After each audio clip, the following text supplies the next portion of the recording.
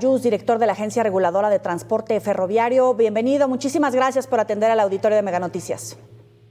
Muchas gracias, Yoli, muchas gracias por la invitación y por el espacio. Pues es un proyecto de el mayor interés, obviamente los mayores beneficios para la población, porque se tiene previsto que tenga una derrama en beneficios a las comunidades. Pero ¿cómo va el desarrollo de proyectos de trenes, particularmente de pasajeros? Se habló mucho de Ciudad de México Pachuca, Ciudad de México Nuevo Laredo, Ciudad de México Nogales. Ahorita todavía estamos en la fase de planeación de estos proyectos. Como saben, en octubre de este año, la presidenta de la República dio el banderazo de salida para el inicio de los estudios del tren que va de México a Pachuca y el que va de México a Querétaro. Sí. El objetivo de iniciar tan rápido los estudios es para estar iniciando la obra de los trenes en el primer semestre del año que entra. Adicionalmente, también se anunció, o bueno, anunciamos recientemente, que iniciaríamos también el año que entra en 2 tramos más, en el tramo que va de Querétaro a Irapuato y en el tramo que va de Saltillo a Nuevo Laredo.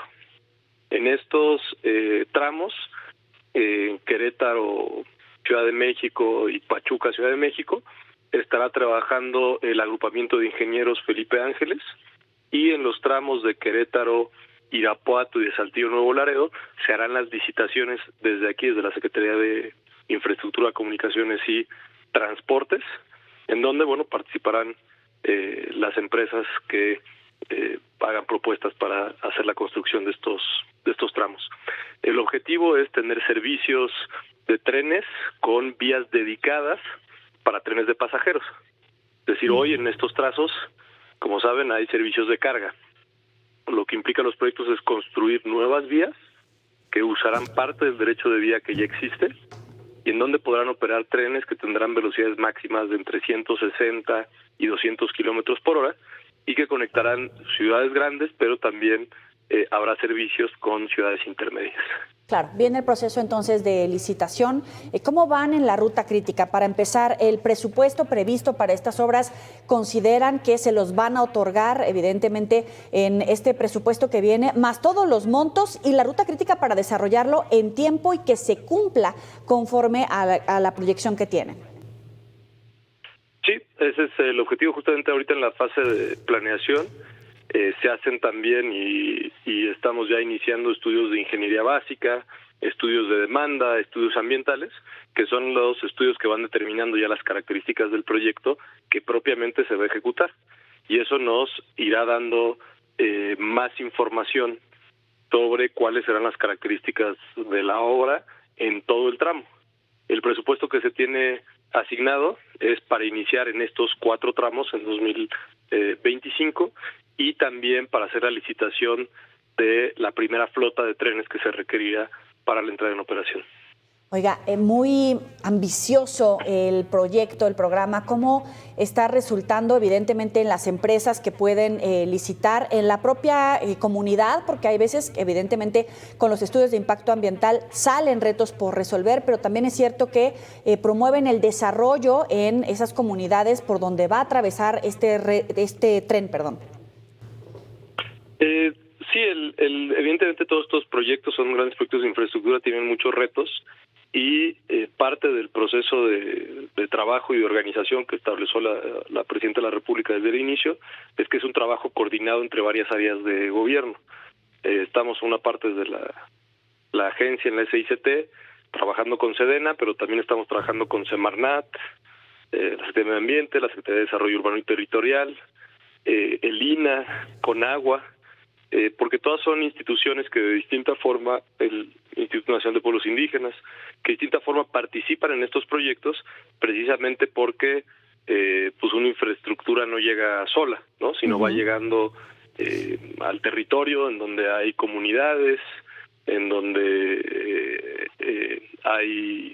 puede haber elementos prehispánicos, donde puede haber zonas de valor ambiental o recursos hidráulicos.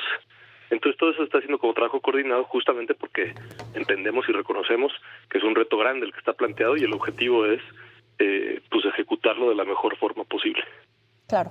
¿Cómo influye el factor inseguridad, el factor de los grupos criminales que pueden detentar el control de esa zona? Precisamente porque, pues, obviamente hay mucho desarrollo, empieza a haber mayor vigilancia, va a haber mayor actividad en tramos donde tal vez las comunidades estaban un poco en el olvido desde décadas anteriores, pero que poco a poco desde la administración anterior comienzan a darle nuevamente este enfoque. ¿Cómo está impactando el tema de inseguridad en estas rutas que ya comenzaron con esta proyección, con esta revisión?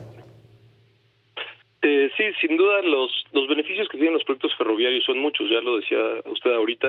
Hay una parte que es el impacto económico, es conectar ciudades, conectar poblaciones más pequeñas, que algunas de ellas en estos trazos se quedaron aisladas después del proceso de privatización de los trenes a mediados de los años 90, que pues estaban cerca de las vías del tren, pero ya no quedaron cerca de las autopistas o carreteras.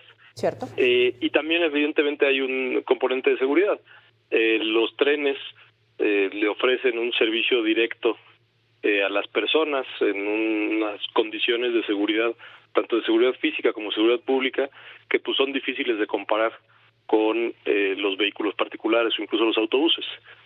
Son servicios pues muy seguros los que suelen dar los trenes, y en ese sentido también hay un beneficio que recibirán las poblaciones beneficiadas por los trenes de pasajeros, me parece que de forma muy directa. Oiga, pero ¿en algún momento han evaluado el acompañamiento de la Guardia Nacional para el desarrollo de la obra y que no venga un boicot por parte de estos grupos criminales?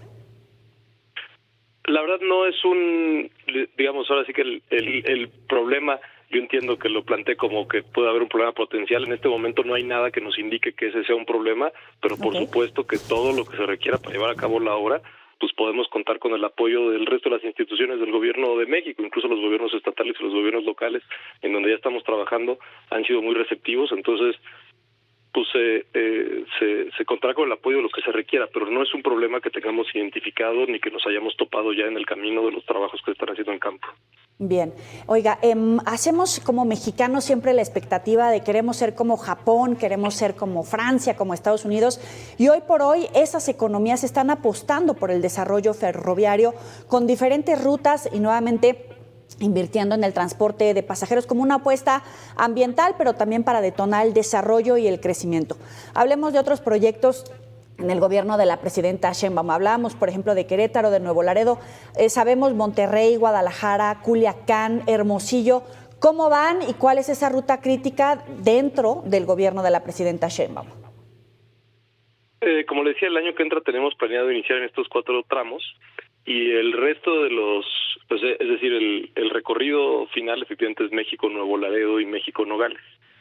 Y tenemos una secuencia de ejecución en donde se van tomando los tramos en donde tenemos mayores poblaciones beneficiadas, de tal forma que sean los tramos que pueden entrar en operación antes, ¿no? Entonces le puedo dar, por ejemplo, en el año que sigue, parte de lo que se irá preparando. Entonces nosotros vamos a empezar la ejecución, pero al mismo tiempo la planeación de el siguiente grupo de tramos, por no enlistarle todos, pero por decirle de Irapuato a Guadalajara, de Querétaro a San Luis Potosí, por darle tan solo un ejemplo de cómo es la secuencia. Muy bien. Y para concluir, a ver, durante el gobierno del presidente López Obrador se avanzó en el Tren Maya, el Istmo de Tehuantepec, el Insurgente.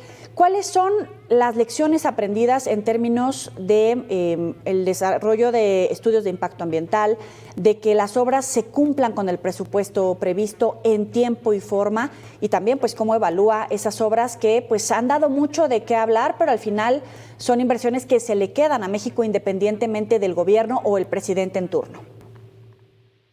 Creo que la lección principal y más importante es que el reto, y sobre todo el caso del Tren Maya, fue un reto que se planteó desde el inicio enorme. 1.500 kilómetros de servicio ferroviario para construirlo en un sexenio. Y la lección más grande es que se puede hacer. Y que muchas veces y durante mucho tiempo se creyó que este tipo de infraestructura no se podía hacer en nuestro país, que no existían las condiciones, que no había la capacidad para hacerla. Y al revés, se demostró que sí existía esa capacidad. Todas las lecciones que impliquen mejoras en el proceso mismo de construcción, en temas ambientales, en temas de socialización, evidentemente las vamos a a retomar, porque la experiencia que se ha adquirido es mucha y esa experiencia siempre puede servir para mejorar, pero sobre todo la experiencia que estamos retomando es esto se puede hacer y se puede hacer bien. Andrés Layuz, director de la Agencia Reguladora de Transporte Ferroviario, le apreciamos estos minutos, la distinción para el auditorio de Mega Noticias que nos ven en todos los estados que mencionamos de estas rutas ferroviarias y que por supuesto mantienen la atención de este medio. Muchísimas gracias por estos minutos. Muchísimas gracias, que tengan muy buena noche. Buena noche.